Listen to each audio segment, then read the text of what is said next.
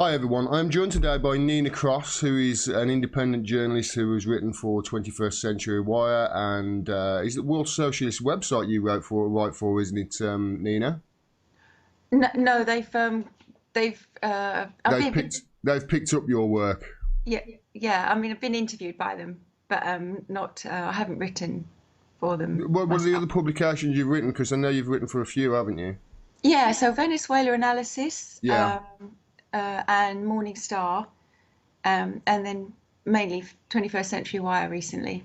Well, my audience will know, obviously, Venezuela analysis because of the work I've done on Venezuela, and they'll know that to be a great point of information. Yes. Not like most of the publications out there that are covering Venezuela at the moment. Now, we met outside Belmarsh Prison, didn't we, when we were down there when just after Julian Assange had been arrested and dragged out the embassy and thrown in Yes. what they're calling the Great Britain, the British Guantanamo Bay. What did you think of his sentencing? His sentencing was the day before yesterday, and then yesterday was the first hearing with regards to his extradition, wasn't it? So the day before yesterday, let's have a look. He got sentenced to 50 weeks. What do you think about this? I think it's politically driven.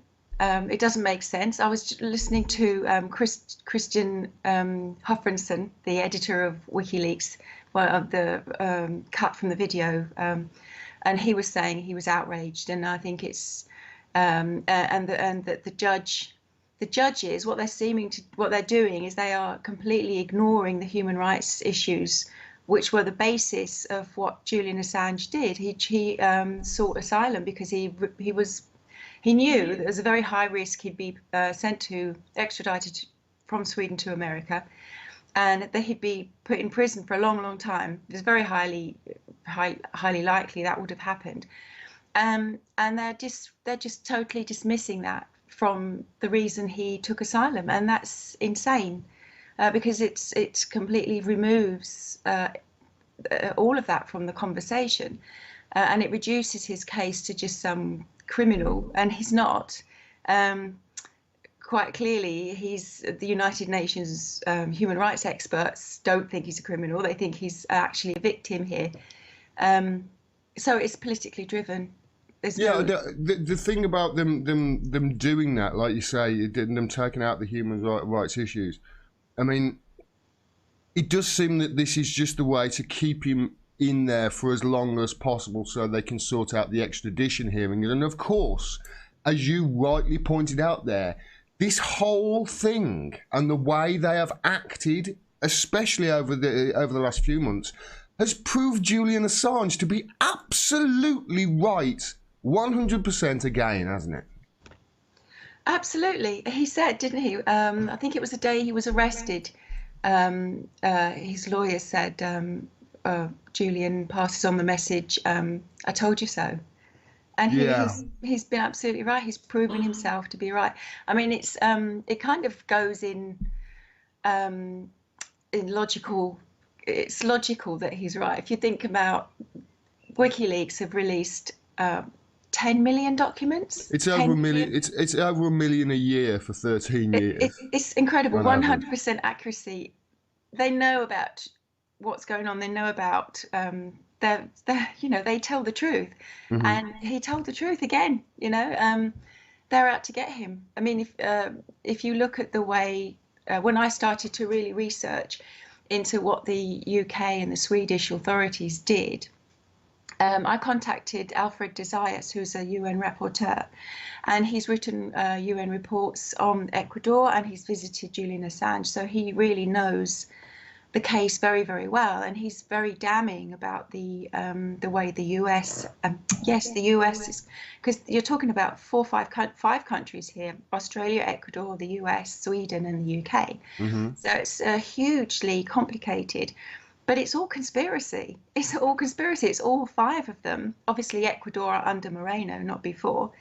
Um, and he's very damning about the role that the UK and the Swedish prosecuting services played, basically stitching Julian Assange up. Because if you look at um, uh, right from the very beginning, um, he got permission to leave. He got permission to leave Sweden, And literally the day, I think it actually was the day, I was reading something the other day that I'd have to go back and check, but I think it was the day he landed from Sweden. He was arrested on an extra European arrest warrant, Yeah. having had permission to travel to the UK. And from that day, well, I mean, they never investigated, they never interviewed Yeah, him. from what I heard, on that, from what my recollection, they had dropped the charges, given him permission to leave, and then once he was actually in the air, it looks like the UK and the US had forced them to obviously reopen the case, and then they could go after him, and which is why he sought asylum in the Ecuadorian embassy in the first place. Again, it's been proven right. Now, I want to talk to you first of all about the media coverage of this, because I'm sure that you've seen the media coverage of it in the BBC and the Guardian, etc. What do you think about the media coverage here, and especially the backlash that they're going to get and the blowback they're going to get by cheering this on, because they're cheering on their own executioners here, aren't they? Yeah, I mean, they're literally a lynch mob, and they're on a sort of a track for self-destruction, aren't they? I mean, it's been appalling, but it's been sort of strategic as well. I mean, it's been about dehumanizing him. It's making him easy to be. We can not sympathise with him, because it's this similar to what the courts have done. The courts have stripped him of his human rights, of his humanity, by reducing him because of the way they've processed, the way they've applied the law. That's what Alfred Desires has referred to as using the law to destroy the law. So it's using the law to violate the spirit of the law. So they've applied it in a way that has trapped an individual in order to pursue a political agenda, which is leading to an injustice. That's the way the law is being applied. And the media is doing the same thing. It's doing what John Pilger calls anti-journalism. So instead of seeking truth, it's doing the opposite. But it's the effect of that is to dehumanize Julian Assange and make us think that we don't care what happens to him. His fate, he deserves it. So it's all about I see it, the courts, the way the legal system has used him, dehumanized him, and the media have dehumanized him, and it's enabling the extradition. That's the point of this. Well, yeah, this is the thing, isn't it? Because if people knew just how important this is, and if people got the facts and they didn't get the propaganda and the lies about Julian Assange, I'm pretty sure that they would be in the streets right now demanding his release, because I honestly believe that the media haven't done their job here on purpose to actually stop and quell any public outrage from it, because this is literally journalism on trial. They are literally locking up a journalist here for exposing war criminals to be war criminals, and then these war criminals are saying nobody's above the law. It's absolutely backwards and arse about face, and the media aren't covering it correctly. And worse than all of this, all of the propaganda that's going on, you've got this Jeremy Hunt who's sort of pushing this campaign at the moment to protect media freedom with Amal Clooney, which is just an absolute, it's a ruse, and it's something that Hitler and the Nazis used to do with their propaganda back in the 1930s and 40s. Totally, it's sick. Tell me about this, because you told me a little bit about this off the air, and it's absolutely, it's demonic what they're doing.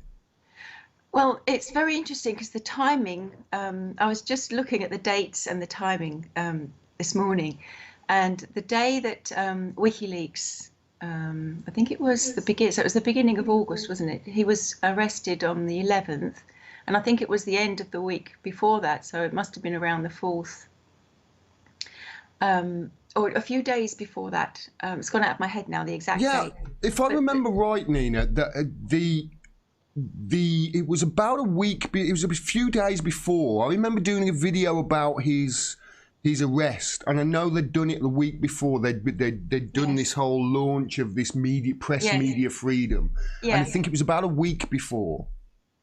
So what it looks, if you look at the way Alan Duncan, the Foreign Office junior minister, who's been the one liaising with, he called him a miserable little worm, didn't he? Yeah, and I mean, well, he called Julian Assange a worm, and Julian Assange just did the most brilliant retort, calling him a snake. You know, and if you look at the way Alan Duncan is conniving, so conniving, actually was probably quite a good metaphor to use for him. But he's since, on the day of Julian's arrest, then the Daily Mail were reporting that, and other papers, that Alan Duncan had been for months, he had been working with the US and with Moreno to try and, you know, resolve, to get him out of the embassy, basically. Resolve the problem for them, kind of thing. Anyway, so that means that for months and months, they knew kind of what they were trying to do. So the timing of the media freedom campaign, absolutely, literally on the day, I think it was within hours of WikiLeaks releasing a tweet saying it was likely Julian would be thrown out of the embassy. I can't remember the wording exactly, but you know what I mean. Yeah. The warning that he would lose his asylum. Within hours, Jeremy Hunt was, you know, front headline news, front page, this amazing media freedom campaign, and, you know, Clooney looking very wonderful.